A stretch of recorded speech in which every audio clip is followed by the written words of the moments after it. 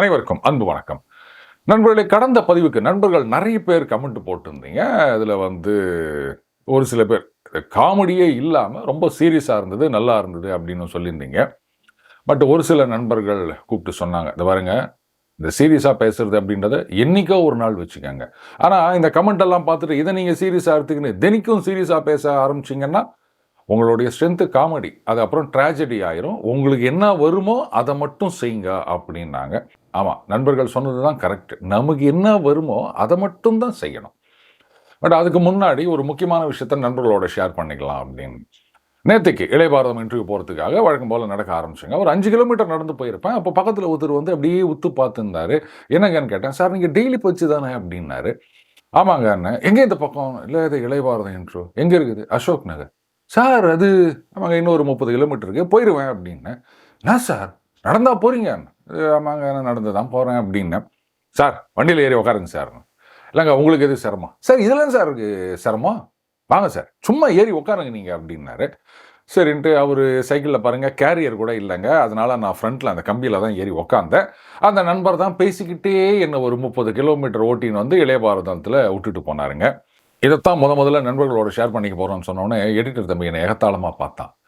என்ன சார் நினச்சிருக்கிறீங்க? நீங்கள் இதை மட்டும் போடுங்களேன், உடனே கமெண்ட்டில் அத்தனை பேரும் கழுவி ஊற்றுறாங்களா இல்லையா பாருங்க. ஏன், உங்ககிட்ட தான் ஒரு புல்லட் ஒன்று இருக்குது, அதை என்ன பண்ண? 35 கிலோமீட்டர் இவர் நடந்து போவாராம், எங்களெல்லாம் நம்ப சொல்வாராம், எங்களை பார்த்தா உனக்கு என்ன மாதிரிடா தெரியுது அப்படின்னு எல்லாரும் கமெண்ட்டில் அவங்கள கடிச்சு வைக்க போகிறாங்க பாருங்க அப்படின்னா. இல்லடா, ஆளாளுக்கு ஏதோ சொல்கிறாங்க. அந்த தண்ணி பாக்கெட் ₹1 2 விற்றுந்தது இல்லை, அதெல்லாம் எப்போ ஒழிஞ்சு போச்சு. ஆனால் இப்போ கூட விற்கிற மாதிரிலாம் சில பேர் சொல்கிறாங்க, அதையும் நிறைய பேர் நம்புகிறாங்க. சார், இது பாருங்கள், நீங்கள் அதுக்கெல்லாம் சரிப்பட்டு வர மாட்டீங்க. அதுக்கு வேணும்னா இன்ஸ்டாகிராமில் ட்ரை பண்ணுங்க அப்படின்னா. ஏன்னா இன்ஸ்டாகிராமில் நம்புவாங்களா அப்படின்னு கேட்டேன். சார், அங்கெல்லாம் யோசிக்கிறதுக்கு டைமே கிடையாது சார். ஒவ்வொரு நிமிஷம் ஒவ்வொரு ரீல்ஸ் வரும், அப்படியே பார்த்துன்னு போயினே இருக்கணும் சார். அப்படியே நீங்கள் இது மாதிரி சொன்னீங்கன்னா அதை பார்த்துட்டு சோ சேட் அப்படின்னு சில பேர் போடலாம், சோ ஸ்வீட் அப்படின்னு சில பேர் போடலாம். உடனே சமுதாயத்துக்கு உதவி செய்யுங்கள் அப்படின்னு சில பேர் கமெண்ட் போடுவாங்க. அது வைரலாகும். ஆனால் நீங்கள் சேனலில் வீடியோவில் இந்த மாதிரிலாம் காமெடி பண்ணிங்கன்னா அத்தனை பேரும் உங்களை கடிச்சு எடுத்துருவாங்க, ஜாகிரதையாக இருங்க அப்படின்னா. இருந்தாலும் அது மனசு கேட்கலைங்க. ஒரு நல்ல விஷயத்தை பாருங்கள், நான் கஷ்டப்பட்டு நடக்கிறேன் அப்படின்னோடனே ஒருத்தர் சைக்கிளில் எனக்கு லிஃப்ட் கொடுத்துருக்கார், அதை உங்களோட ஷேர் பண்ணிக்கணும் அப்படின்னு நினச்சேன், நான் பண்ணிட்டேன். ஆனால் இந்த எடிட்டர் தம்பி எப்போ பார்த்தாலும் நம்மளை நக்கல் பண்ணிகிட்ருக்கானே அப்படின்னு இவனை வச்சுக்கிறதா இல்லை தூக்கிடலாமா அப்படின்னு ஒரு டவுட்டு. ஆனால் அதை நானே முடிவு பண்ணக்கூடாது. ஒரு நல்ல ஜோசியர் வேணும். இல்லை, நம்ம ரேஞ்சுக்கு நம்ம சேனல் நண்பர் சேலம் ஜோசியர் இருக்கார் பாருங்கள், அவரை தான் கேட்டேன். நாங்கள் கூட இருந்துன்னு இந்த மாதிரி பண்ணிகிட்ருக்கான், அதனால் இவனையே வச்சுக்கலாமா இல்லை வேறு ஒரு எடிட்டரை கொண்டு வரலாமா, அதை எப்போ மாற்றுறதா இருந்தால் இந்த மாதிரி விஷயங்களை எல்லாம் சொல்லுங்க அப்படின்னு. அவர் பாருங்கள் அதுக்கு மேலே அதுக்கே நாங்கள் அதெல்லாம் நான் பண்ணி கொடுத்துட்றேன். இன்ஃபேக்ட் இந்த பையன் வேணாம் அப்படின்னா வேறு யாரை செலக்ட் பண்ணுறது, அவர் உங்கள் ஜாதகத்துக்கு பொருத்தமாக இருப்பாரா அப்படின்னு அவர் ஜாதகத்தை வச்சு கம்பேர் பண்ணி நான் சொல்லிடுறேன். ஆனால் பாருங்கள், உங்கள் சேனலில் எனக்கு ஒரு போஸ்டிங் கொடுக்கணும் அப்படின்னாரு. ஏங்க, சேனலில் போஸ்டிங்கா? அது போஸ்டிங் கொடுத்தலாம், ஆனால் சம்பளம் கொடுக்க முடியாது அப்படின்னா அதெல்லாம் சரிப்பட்டு வராதுங்க. உங்கள் சேனலில் வர ஏர்னிங்ஸில் 25% கொடுக்கணும் அப்படின்னாரு. 25% வர்றதே 25% கூட இல்லை, இதில் அவங்ககிட்ட என்னத்தை கொடுக்குறது அப்படின்னு. சரி ரைட்டுங்க, நான் யோசிச்சு சொல்கிறேன் அப்படின்னு இருக்கேன். Right, jokes apart, on a serious note, சில நண்பர்கள் கேட்டாங்க, என்ன சார் வந்த நாள்லேருந்து ஒரே ஹைப்பாக இருக்குது பாருங்கோ, அவரே சாப்பாடு கொண்டு சாப்பிட்டார் அப்படின்னு ஆரம்பிச்சு டர்க்கி டாவில் தூக்கிட்டார், அது என்விரான்மெண்டல் கன்சர்ன் அப்படி இப்படின்லாம் இப்படியே பண்ணிட்டு இருக்காங்களே. நாமெல்லாம் திமுகவை விளம்பர மாடல் அரசுன்னு சொன்னோம், ஆனால் அதெல்லாம் தூக்கி சாப்பிட்ருவாங்க போலகுதே அப்படின்னாங்க. நல்லதே ஒன்றும் நடக்கலையா? ஏன்னா திமுகவுடைய அவங்க குறிப்பாக இவங்க என்னென்னலாம் ஃபால்ஸ் நெரேட்டிவ் செட் பண்ணுறாங்க அப்படின்னு இவங்க பிரேக் பண்ணிட்டு இருக்காங்க. இதெல்லாம் பார்க்கும்போது பயமாக இருக்குதே அப்படின்னாங்க. நான் சொன்னேன், இல்லை, ஒரு சில நல்ல விஷயங்கள் நடந்திருக்கு, அது பெருசாக ஹைலைட் ஆகலை. என்ன சார் நீங்கள் சொல்லுங்கன்னாங்க. முதல்ல சென்னை கார்பரேஷனில் ஒரு லிமிடெட் டெண்டர் கால் ஃபார் பண்ணியிருந்திருக்காங்க போல இருக்கு. அந்த எக்ஸ்கவேட்டர் லீஸில் எடுக்கிறதுக்கு. அதாவது முதல்ல டெண்டர் அப்படின்றது ஒரு பாக்ஸ் இருக்கும், அதில் எல்லாம் கொண்டு போடணும். முதல்ல அந்த டெண்டர் ஃபார்ம் வாங்கிறதுக்கே அவங்களுக்கு வேணுன்றவங்களுக்கு மாதிரி தான் கொடுப்பாங்க அப்படின்றது சில பிரச்சனைகள்லாம் இருந்தது. இதுக்குத்தான் பிடிஆர் பழனிவேல் தியாகராஜன் அவர்கள் வந்தவுடனே இந்த ஆன்லைன் டெண்டர் அப்படின்னு கொண்டு வந்தாருங்க. மத்திய அரசாங்கத்தில் எப்போவோ ஃபுல் ஃப்ளெஜ்டாக மாற்றிட்டாங்க. ஸோ ஆன்லைன் அப்படின்னும் போது யார் ஒன்றா எங்கே ஒன்றா உட்காந்து இது பண்ணலாம். இது வந்து பல வருஷங்களுக்கு முன்னாடியே புதுச்சேரியில் பண்ணாங்க. இந்த கள்ளுக்கடை ஏலம் எடுப்பது அப்படின்னு சொல்லுவாங்க இல்லையா? அது வந்து ஃபிசிக்கலாக இல்லாமல் ஆன்லைனில் பண்ணுறது அப்படின்னு கொண்டு வந்து ரொம்ப சக்ஸஸ்ஃபுல்லாக பண்ணாங்க. அரசாங்கத்துக்கும் ஏர்னிங்ஸ் நிறைய வந்தது. இப்போ அந்த லிமிடெட் டெண்டர் அப்படின்றது வந்து அந்த டிரான்ஸ்பேரன்சி இதையெல்லாம் வந்து டிஃபீட் பண்ணுற மாதிரி இருக்குது அப்படின்றது ஒரு குற்றச்சாட்டு. ஆனால் அந்த டெண்டரை கேன்சல் பண்ணிட்டாங்களாம். கூடவே யாரோ ஒரு எக்ஸிக்யூட்டிவ் இன்ஜினியர் நினைக்கிறேன், அவரை வந்து சஸ்பெண்ட் பண்ணியிருக்கிறதாவும் செய்தி வந்திருக்கு. இது வந்து நிஜமாகவே ஒரு நல்ல மாற்றம். ஏன்னா டிரான்ஸ்பேரன்சி இன் ப்ரொக்யூர்மெண்ட் இதுதான் வந்து ஒரு மிகப்பெரிய விஷயம். அரசாங்கத்தில் ஊழல் அப்படின்னாலே எடுத்த உடனே கான்ட்ராக்ட் அப்படின்னு தான் சொல்லுவாங்க. யாருக்கு கான்ட்ராக்டை கொடுக்கறது, என்ன ரேட்டுக்கு கொடுக்கறது அப்படின்றதெல்லாம் நிறைய விஷயங்கள் இருக்குதுங்க. இதில் நிறைய நெளிவு சுழிவுகள் இருக்கின்றன. டெண்டர் அப்படின்றது வந்து அப்படியே பணம் காய்ச்சி கொட்டுற மரம் அப்படின்னு சொல்லுவாங்க. இந்த டிரான்ஸ்ஃபார்மர் டெண்டர் ஞாபகம் வந்திருக்குமே, சிபிஐ கிட்ட ஹேண்ட் ஓவர் பண்ண சொன்னது கரெக்ட். அதே மாதிரி தான். ஸோ இந்த டெண்டர் கேன்சல் செய்யப்பட்டு விட்டது அப்படின்றதுலேருந்தே வந்து ஒரு நல்ல மாற்றமாகத்தான் தெரிகின்றது. இது அப்படியே கண்டினியூ ஆகணும். ஏதோ ஆட்சிக்கு வந்த புதுசில் அப்படி பண்ணது அப்படின்னு மறுபடியும் பழைய மாதிரியே போயிடாம கடைசி வரைக்கும் இது வந்து அப்படியே கண்டினியூ ஆச்சு அப்படின்னு சொன்னால், இந்த ஒரு சேனலில் விவேக் சொல்வார், உன்னை யாரும் அடிச்சிக்க முடியாதுன்னு அப்படித்தான் இருக்கும் அந்த ஆட்சி. அடுத்தது அந்த லீகல் டீம் அப்படின்றது வந்து த பெஸ்ட் இன் டவுன் அதை செலக்ட் பண்ணியிருக்கார். எந்த விதமான ஒரு காம்ப்ரமைஸ், புல்ஸ் அண்ட் ப்ரெஷர்ஸ் எதுவுமே இல்லாமல் இந்த பொறுப்புக்கு இவர் தகுதியானவரா, அவ்வளோதான். மெரிட் மட்டும்தான் கிரைட்டீரியா. எந்த விதமான ரெக்கமெண்டேஷனோ இல்லை அழுத்தங்களோ இல்லாமல் செலக்ட் பண்ணியிருக்காங்க. ஸோ இதுவும் ஒரு நல்ல மாற்றம். பட் இந்த லீகல் டீம் அப்படின்றது, அதாவது அட்வொகேட் ஜெனரல் ஆகட்டும் இல்லை பப்ளிக் ப்ராசிக்யூட்டர் ஆகட்டும், இதில் பார்த்தீங்கன்னா அட்வொகேட் ஜெனரலாக திரு விஜய் நாராயணன் அவர்கள் செலக்ட் பண்ணியிருக்காங்க. அவர் வந்து எடப்பாடியார் காலத்திலேயே அட்வொகேட் ஜெனரலாக இருந்தாராம். உடனே சில பேர், இவங்க தாத்தா யார் தெரியுமா, அவர் வந்து இந்த கேரளாவுக்காக அது அப்படி என்னென்னவோ பழசெல்லாம் கலரி இந்த மாதிரிலாம் வந்து ஆர்கியூ பண்ணவங்க அப்படின்னு. பாருங்க, இன்னைக்கு வந்து வக்கீல் அப்படின்னு சொன்னால் அவங்க கிளையண்ட்டுக்காக ஆர்கியூ பண்ணணும். கிளையண்ட் வந்து இது பாருங்க, நீங்கள் வந்து ஹரிச்சந்திரனாக இருந்தால் மட்டும்தான் நான் ஆர்கியூ பண்ணுவேன் அப்படின்னு எந்த கிளையண்ட்டாக சொல்ல முடியுமா? அப்புறம் அவருக்கு ஆர்கியூ பண்ணார், இவருக்கு ஆர்கியூ பண்ணார் அப்படின்னு இதெல்லாம் கொண்டு வந்து இந்த அப்பாயின்மெண்ட்டில் சேர்த்து நிற்கிறீங்க. சரி, இப்போ நான் ஒன்றே ஒன்று சொல்கிறேன். இவ்வளோ பேசுகிறீங்கல்ல, இவர் வந்து தமிழ்நாடுடைய இன்ட்ரெஸ்ட்டுக்கு எதிராக இவங்க தாத்தாவோ கொள்ளு தாத்தாவோ ஆஜரானார் அப்படின்றீங்கல்ல. இங்கே எல்லா கட்சியும் பாஜக தவிர நீட் தேர்வு ஒழிக்கணும் அப்படின்னு தான் சொல்லிட்டு இருக்கீங்க. நீட் தேர்வுக்கு ஆதரவாக குரல் கொடுத்தவர் ஒரு வழக்கறிஞர். அவருடைய மகனுக்கு தான் வந்து இங்கே தமிழகத்தில் எம்பி சீட் கொடுத்துருக்காங்க காங்கிரஸ் சார்பில். இதை எப்படி ஏற்றுக்கிறீங்க நீங்கள்? ஏங்க, நீங்கள் தாத்தா கொள்ளு தாத்தா அப்படின்னு எங்கேயோ போயிட்டு இதெல்லாம் வந்து அவர் அப்படி ஆஜரானார் அப்படின்னு சொல்லும்போது, சொந்த தாய் அவங்க நீட்டுக்கு ஆதரவாக குரல் கொடுக்குறாங்க, அவர் மகனுக்கு வந்து எம்பி சீட்டு கொடுத்துக்கிறீங்களே, இது எப்படி ஏற்றுக்க முடியும்னு யாராவது கேட்டிங்களா? அதனால் தயவு செஞ்சு ஏதாவது ஒரு பிரச்சனை பண்ணுன்றதுக்காகவே கேள்வி கேட்டுட்டு இருக்காதீங்க. சரி, இந்த அப்பாயின்மெண்ட்ஸ் அப்படின்றது வந்து அந்த லீகல் இஷ்யூவோ இதுவோடு மட்டும் நின்றா சரி வராதுங்க. திறமையான அதிகாரிகள் அவங்க வந்து மேபி போன ஆட்சி காலத்தில் அந்த ஆட்சியாளர்களுக்கு நெருக்கமாக இருந்ததாக கூட சொல்லலாம். பட் எஃபிஷியன்சி அண்ட் ஹானஸ்டி இருந்தது அப்படின்னு சொன்னால் அதை வந்து ஒரு தடையாக பார்க்கக்கூடாது. நான் ஏற்கனவே சொல்லியிருக்கேன், சுருக்கமாக சொல்கிறேன். இங்கே தமிழகத்தில் ஒரு ஐஏஎஸ் அதிகாரி ரொம்ப honest and upright, efficient, intelligent. அவர் இப்போ இங்கே இல்லை, மத்திய அரசு பணிக்கு போயிட்டார். அவர் வந்து அந்த 2006-11 அந்த காலகட்டத்தில் வந்து மு.க. ஸ்டாலின் அவர்களுக்கு ரொம்ப க்ளோஸாக இருந்தவர். அவரை வச்சு தான் நிறைய டிசிஷனை எடுப்பார் மு.க. ஸ்டாலின் அவர்கள். அவர் எலெக்ஷன் வரும்போது was transfer to some other post, ஏதோ ஒரு டிஸ்ட்ரிக்ட்டுக்கு கலெக்டராக போட்டாங்க. எலெக்ஷன் முடிஞ்சு ரிசல்ட் வரும்போது ஜே அவர்கள் ஆட்சிக்கு வருகின்றார்கள். இட் ஸோ ஹேப்பன்ட் வித்தின் ஒரு 3 to 4 months he was brought back to an important position in the administration. எல்லாருக்கும் தெரியும் இவர் வந்து மு.க. ஸ்டாலின் அவர்களுக்கு க்ளோஸாக இருந்தவர் அப்படின்னு. பட் ஸ்டில் க்ளோஸாக இருக்கலாங்க. அவர் efficient, intelligent and honest and upright. அதனால் I need such people only அப்படின்ட்டு முக்கியமான பதவியில் கொண்டு வந்து உட்கார வைத்தார்கள் ஜே. ஸோ அந்த மாதிரி ஹானஸ்ட் அண்ட் எஃபிஷியன்ட் ஆஃபீஸர்ஸ் இருந்தால் மட்டும்தான் அட்மினிஸ்ட்ரேஷனையும் மாநிலத்தையும் நீங்கள் இந்த ஊழல் குற்றச்சாட்டுகள் இல்லாமல் முன்னெடுத்து செல்ல முடியும். மற்றபடி இவங்களுக்காக அவர், அவங்களுக்காக இவங்க அப்படின்னு சொல்லிட்டு இந்த ரெக்கமெண்டேஷன் இதெல்லாம் போட்டு ஆஃபீஸர்ஸை கொண்டு வந்து வச்சாலோ இல்லை, அதோட முக்கியமான க்ரைட்டீரியா அந்த எஸ் மாஸ்டர். என்னையா அந்த ஆஃபீஸர் வந்து நம்ம எதை சொன்னாலும் குறுக்கு கேள்வி கேட்டுனுக்கிறான், முடியாதுன்னு சொல்லினுக்கிறான், சட்டத்தில் இடம் இல்லைங்கிறான். இந்த மாதிரி ஆளெல்லாம் நமக்கு தேவையில்லை, நம்ம என்ன சொன்னாலும் செய்யணும், அந்த மாதிரி ஆளை கொண்டு வா அப்படின்னு மட்டும் யாராவது நினைச்சாங்கன்னு சொன்னா அது வந்து சர்ன்னு கீழே போறதுக்கு தான் வழிவகுக்கும். ரைட். இப்போ மாண்புமிகு அமைச்சர் ஆதவ் அர்ஜுனா அவர் வந்து ஒரு பிரஸ் கான்ஃபரன்ஸ்ல ஒரு முக்கியமான அறிவிப்பை வெளியிட்டுள்ளார். அவர் என்ன சொல்லுகிறாரு, இந்த மாதிரி என்னது முன்னறிவிப்பின்றி மின்வெட்டு, ஆமா அதெல்லாம் கூடாது சொல்லிட்டு ரொம்ப அழகா ஒரு வார்த்தையை யூஸ் பண்றாரு. டிஸ்ட்ரிபியூஷனை ஸ்டாப் பண்றதா இருந்தா முன்னாடியே சொல்லணும். டிஸ்ட்ரிபியூஷன் ஸ்டாப் பண்றதுன்னா என்ன அர்த்தம்? வேற ஒன்றும் இல்லை, கரண்ட் கட்டு. அதுதான் முதல்ல அங்கே அறிவிக்கப்படாத மின்வெட்டுன்னு சொல்லிட்டு இந்த இடத்துல டிஸ்ட்ரிபியூஷன் ஸ்டாப்னு சொன்னார் பாருங்க. அங்கே நிற்கிறான் சந்திரன் அப்படின்னு கவுண்டமணி சொல்ற மாதிரி தான் இருக்குது. இப்போ குழாயில் தண்ணி வராது அப்படின்னு முன்னாடியே சொல்லிட்டா நம்ம வந்து பக்கெட்டில் பிடிச்சி வச்சுக்கலாங்க. ஆனால் கரண்ட்டு 6 மணிலேருந்து 10 மணி வரைக்கும் வராது அப்படின்னு சொன்னால் எதில் பிடிச்சி வச்சுக்கிறது?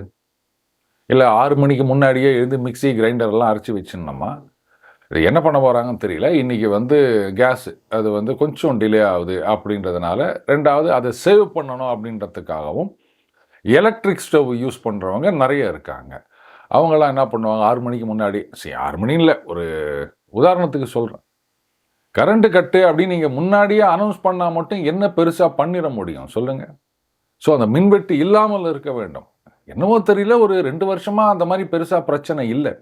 இப்போ திடீர்னு இது ஏன் வந்தது அப்படின்னு தெரியல. முதல்ல இதை வந்து சரி பண்ணணும். அதை வந்து நீங்கள் மின்வெட்டு அப்படின்றத டிஸ்ட்ரிபியூஷன் ஸ்டாப் அப்படின்னு பேரை மாற்றி சொன்னாலாம் ஜனங்க சும்மா இருக்க மாட்டாங்க. இது மே மாதம், அதை ஞாபகம் வச்சுக்கணும். அடுத்தது, எந்த ஒரு புதிய அரசாங்கமும் பொறுப்பேற்று கொண்ட பிறகு இந்த சைக்கோஃபான்ஸ் அப்படின்னு சொல்லுவாங்க, அவங்களுடைய இந்த கேக்கோஃபோனி அப்படின்னு சொல்லுவாங்க, கூட நின்று ஆரம்பமே அதிரடி அருமையான சரவடி அப்படின்னு. ஞாபகம் இருக்கா? திமுக ஆட்சிக்கு வந்த உடனே முதல் பாலிலே சிக்ஸர் அப்படின்னு ஒரு மாதத்துக்கு எல்லாம் அதை தான் போட்டுருந்தாங்க. ஆனால் கடைசியில் இன்னைக்கு வந்து விக்கெட்டுகளையெல்லாம் இழந்து, முக்கியமான விக்கெட்டுகளையெல்லாம் இழந்து அந்த சேஸ் பண்ண முடியாமல் தோற்று போய் நிற்கிறாங்க திமுக.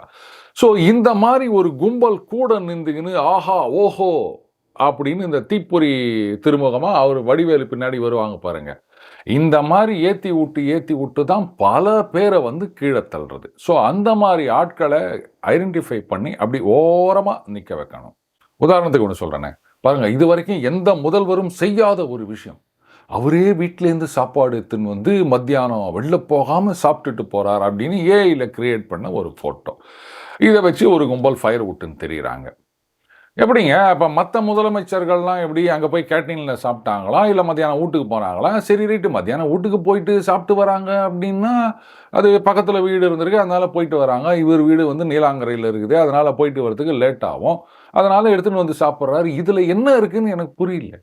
ஸோ இந்த மாதிரி இன்சிக்னிஃபிகண்ட் அண்டு மக்களுக்கு தேவையில்லாத விஷயங்கள் இதையெல்லாம் நீங்கள் வந்து ஹைலைட் பண்ணும்போது அப்போ நிஜமாக அங்கே ஒன்றுமே நடக்கலையா அப்படின்ற ஒரு சந்தேகம் வரும் விரைவிலேயே.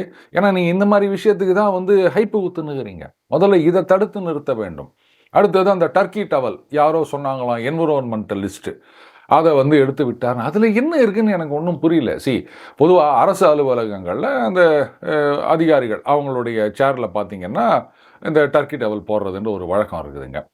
நானே புல்லட்டில் போகும்போது சீட்டு கீழே ஒரு சின்ன இந்த ஹேண்ட் டவல்னு சொல்கிறாங்களோ அதை போட்டிருப்பேன். ஏன்னா நமக்கெல்லாம் அந்த லெதர் சீட்டு கேட்டால் அது கண்ணாபின்னான்னு விலை சொல்கிறாங்க.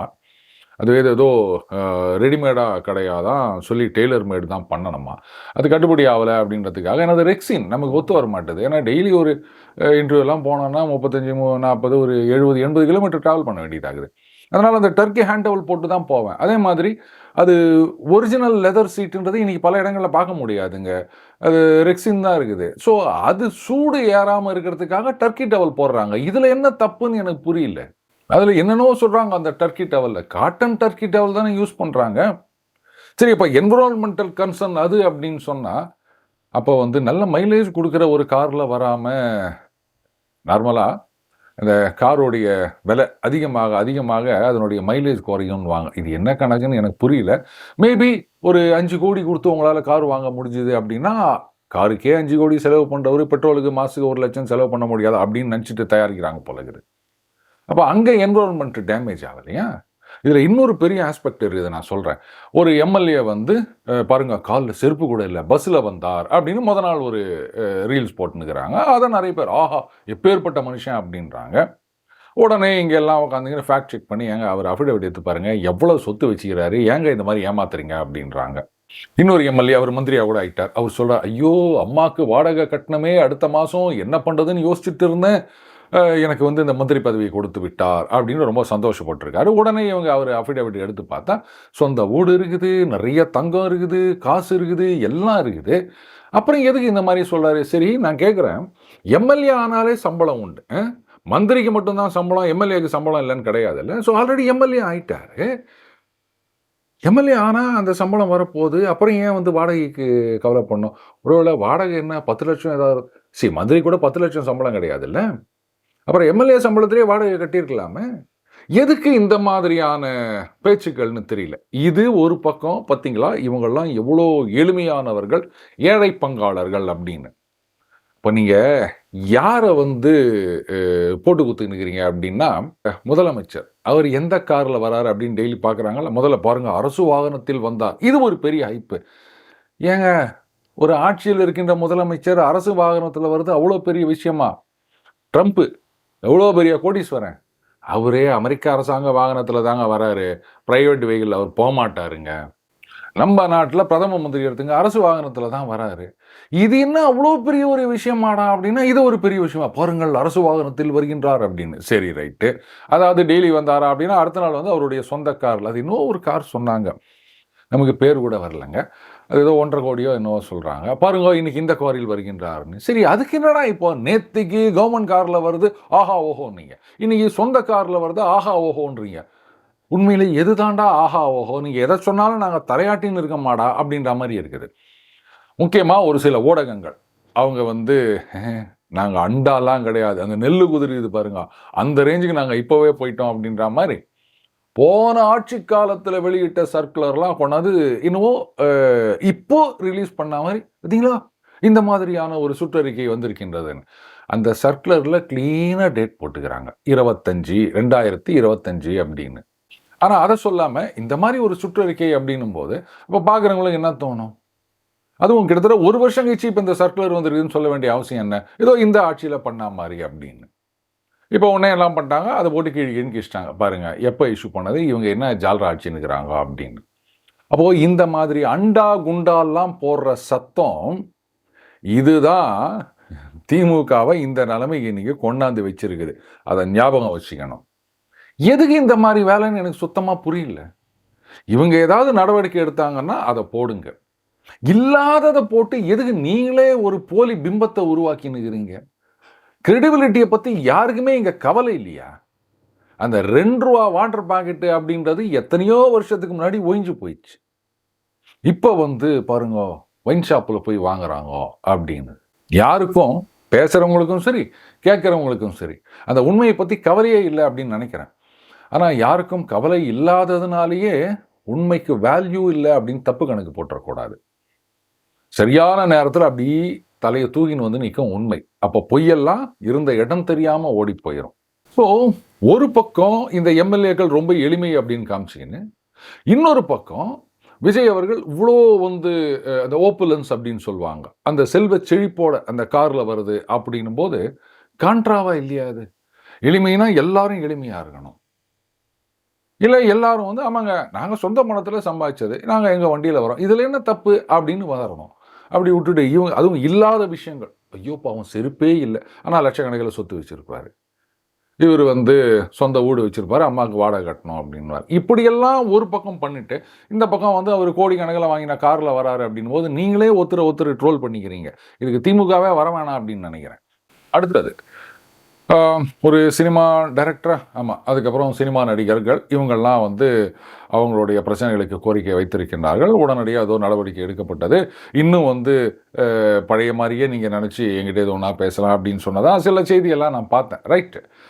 ஆனால் இதே மாதிரி கஷ்டப்பட்டு இருக்கின்ற மற்ற ஏழை எளிய மக்கள், அப்பாவோ அம்மாவோ இல்லை பசங்களோ ஹாஸ்பிட்டலில் சேர்த்துட்டு நமக்கு யாருமே இல்லையே அப்படின்னு கஷ்டப்பட்டுட்டு இருக்கோம். இந்த செய்தியை பார்க்கும்போது, ஓ அவர் சினிமாலேருந்து வந்தவர், இவங்க சினிமாக்காரங்க, பாருங்க, முதல்ல அந்த 2 ஹெல்ப் பண்ணதும் 2 பேரும் சினிமாக்காரங்களுக்கு தான்.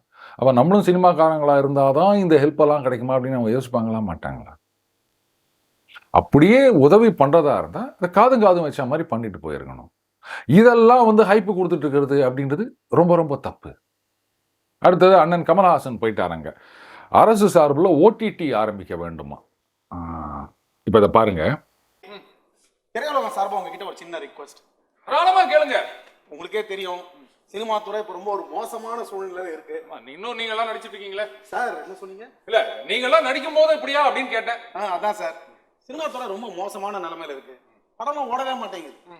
அதனால அரசாங்க சார்பா இனிமே தமிழ்ல தயாரிக்கிற எல்லா படத்துக்கும் 50% மானியம் கொடுத்துட்டீங்கன்னா சினிமா காத்த சின்னையா அப்படின்னு உங்களுக்கு ஒரு பட்டத்தை கொடுத்து பெரிய லெவல்ல பாராட்டு விழா நடத்திடுறோம். புதுசா எனக்கு ஒரு ஐடியா தோணுது. அரசாங்கமே இந்த சினிமா டிஸ்ட்ரிபியூஷன் அதையும் எடுத்துக்கலாம் அப்படின்னு நினைக்கிறேன். அடுத்தது அரசாங்கமே சினிமாவும் தயாரிக்கலாம் அப்படின்னு நினைக்கிறேன். ஏன் தயாரிக்கக்கூடாதா? ஏங்க, அரசாங்கம் தனியார்கிட்டேருந்து மதுவை வாங்கி டாஸ்மாகில் விற்கும் போது அதே அரசாங்கம் அந்த தனியார் முதலாளிகளிடமிருந்து படத்தை வாங்கி டிஸ்ட்ரிபியூஷன் பண்ணக்கூடாதா? என்ன தப்பு இப்போ? ஏன்னா சின்ன படங்களுக்கெல்லாம் வந்து தேட்டர் கிடைக்கிறது இல்லை அப்படின்னு சொல்கிறாங்க. அதுக்கப்புறம் வந்து இதில் நிறைய சிக்கல் இருக்குது. ஏன்னா போன ஆட்சி காலத்தில் அவங்க மோனோபோலி அப்படின்னு சொன்னாங்க. அதையெல்லாம் உடைக்க வேண்டும் அப்படின்னா ஏங்க, அரசாங்கம் கேபிள் டெலிவிஷன் நடத்தும் போது சினிமா டிஸ்ட்ரிபியூஷன் நடத்தக்கூடாதா? சினிமா ப்ரொடக்ஷன் கூட நடத்தலாம் அப்படின்னு நினைக்கிறேன். நலிவடைந்த கலைஞர்களுக்கு, இது ஆர்டிஸ்ட், அவங்களுக்கெல்லாம் வந்து ஒரு உதவி செய்யலாம். அதுக்கப்புறம் வாய்ப்பில்லாத பல இளைஞர்களுக்கு, ஏன்னா இப்போ அந்த யூடியூப் தொடங்குவது எப்படி அப்படின்னு அரசாங்கத்தில் பயிற்சி கொடுக்க போகிறாங்களாம் பார்த்தேன். அதே மாதிரி இப்போ அரசு நடிப்பு கல்லூரி, அதெல்லாம் திரைப்பட கல்லூரிலாம் இருக்குது. சினிமாவும் எடுக்க ஆரம்பிச்சிட்டாங்கன்னா நல்லா இருக்கும்னு நினைக்கிறேன். உலக நாயகன் இதெல்லாம் சேர்த்து லிஸ்ட்டு கொடுத்துருந்தாருன்னா நல்லாயிருக்கும்.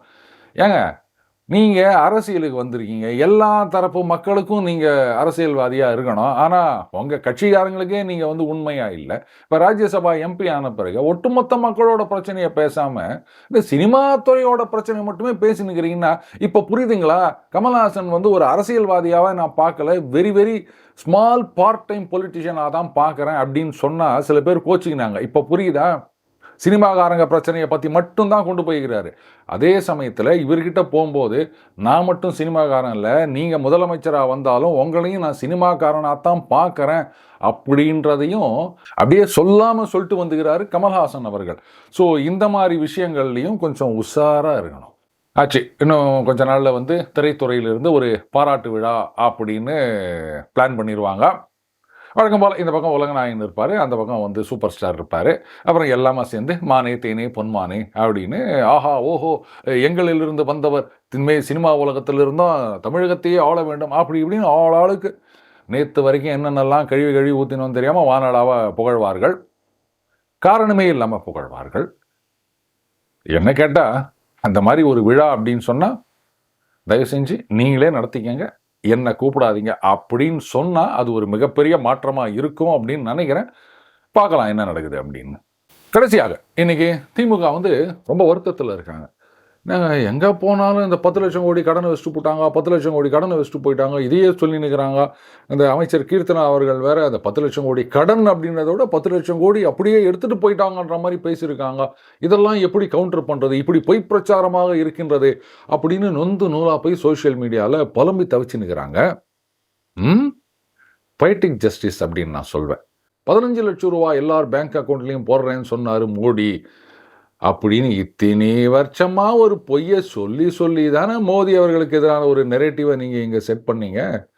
அது 15 லட்சம், இது 10 லட்சம் கோடி.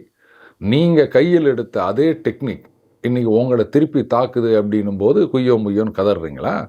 அன்றைக்கி நீங்கள் நேர்மையாக இருந்திருந்தீங்கன்னா, உண்மையை பேசியிருந்தீங்கன்னா இன்றைக்கி உங்களுக்கு யாராவது சப்போர்ட் பண்ணியிருப்பாங்க. அன்றைக்கி நீங்கள் பொய்யையே நம்பிட்டு இருந்தீங்க. பொய் கடைசி வரைக்கும் யாரையும் காப்பாற்றாது, கை விட்டுட்டு போயிடும். அதை வந்து இன்றைக்கி திமுக புரிஞ்சிருந்திருப்பாங்க அப்படின்னு நினைக்கிறேன்.